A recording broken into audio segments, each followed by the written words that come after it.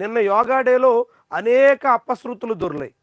ఆ విషయాన్ని ఒక సాక్షి, ప్రజాశక్తి ఇలాంటి పత్రికలు మాత్రమే ప్రస్తావించాయి.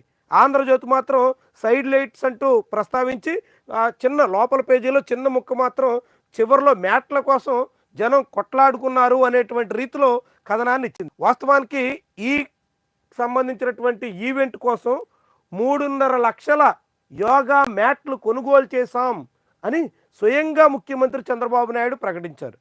19వ తారీఖున ఆయన మీడియాతో మాట్లాడుతూ 3,50,000 మ్యాట్లు కొనుగోలు చేశాం, ఎంతమంది వచ్చినప్పటికీ ఎటువంటి సమస్య రాదు అంటూ స్వయంగా సీఎం చెప్పారు. అదే సీఎం చంద్రబాబు నిన్న ఈవెంట్ పూర్తయిపోయిన తర్వాత, యోగా డే అయిపోయిన తర్వాత మీడియాతో మాట్లాడుతూ 3 లక్షల మంది ఈ యోగా డే కార్యక్రమంలో పాల్గొన్నారు అని చెప్పారు. అంటే 3.5 లక్షల మ్యాట్లు కొన్నామని చెప్పింది ముఖ్యమంత్రే, 3 లక్షల మంది పాల్గొన్నారు అని చెప్పింది ముఖ్యమంత్రే. 3,01,100 అన్నట్టుగా నిన్న గిన్నిస్ బుక్ ఆఫ్ రికార్డ్స్ వాళ్ళు కూడా అధికారికంగా దాన్ని ధృవీకరించారు. అంటే 3.5 లక్షల మ్యాట్లు కొంటే 3 లక్షల మంది యోగా డేలో పాల్గొన్నారు. మరి మిగిలిన 50,000 మ్యాట్లు ఏమయ్యాయి? దాంట్లో మతలబేంటి? ఎక్కడికి పోయాయి? ఎందుకని తక్కువ వచ్చాయి? మ్యాట్ల కోసం ఎందుకు జనం కొట్లాడుకోవలసి వచ్చింది? మ్యాట్ల కోసం వీధిని పడి ఒకరి మీద ఒకరు తోసుకుని తన్నులాటకి దిగి చాలా తగాదాలు పడాల్సిన పరిస్థితి ఎందుకు వచ్చింది? చాలా ఇంట్రెస్టింగ్. నిజంగా ముఖ్యమంత్రి 3.5 లక్షలు కొనుగోలు చేశాము అనేటువంటి మాట నిజమైతే 50,000 మ్యాట్లు మిగిలిపోవాలి. కానీ ఎందుకు తక్కువ వచ్చాయి? ఎక్కడ తక్కువ వచ్చాయి? ఏంటి అసలు కదా? నిజంగా ముఖ్యమంత్రి చెప్పినటువంటి మాటల్లో నిజం ఉందా?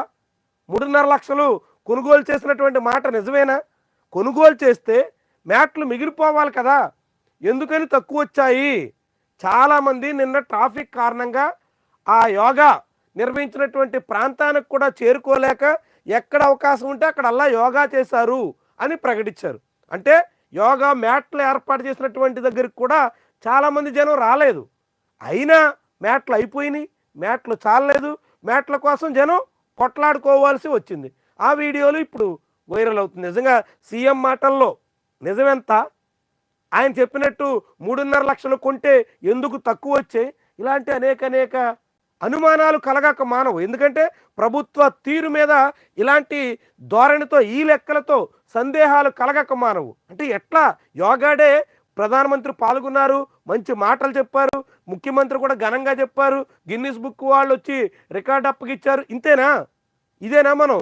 మరి ఇంత వెనకాల జరుగుతున్నటువంటి ఈ తంతు, ఇంత ఘోరమైనటువంటి వైఫల్యం, అత్యంత అవమానకరమైనటువంటి రీతిలో జనాల్ని ట్రీట్ చేసినటువంటి వైనం, బస్సుల్లో తీసుకొచ్చి వదిలేసి బస్సులన్నీ వెళ్ళిపోతే కాలినడకన వెళ్లాల్సినటువంటి జనం కష్టాలు, ఇవన్నీ ఎందుకని కనీసం కూడా ప్రస్తావించలేదు చాలా పత్రికలు. చూడండి, ఆశ్చర్యం ఏంటంటే ఇక్కడ చూడండి, గాజువాక ప్రాంతానికి చెందిన వారికి ఇక్కడ పిఎం పాలెంలోని ఏసీఏ క్రికెట్ స్టేడియం కేటాయించారు.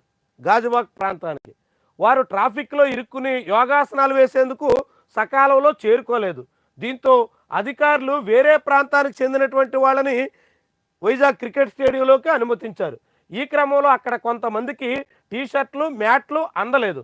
అలాగే గాజువాక ప్రాంతానికి చెందిన ఒక కూటమి నాయకుడు టీషర్ట్లు, మ్యాట్లు ఉన్న బస్తాలను పట్టుకుపోవడం మరింత గందరగోళానికి దారితీసింది. అంటే మ్యాట్లు, టీషర్ట్లు ఎందుకు దొరకలేదు?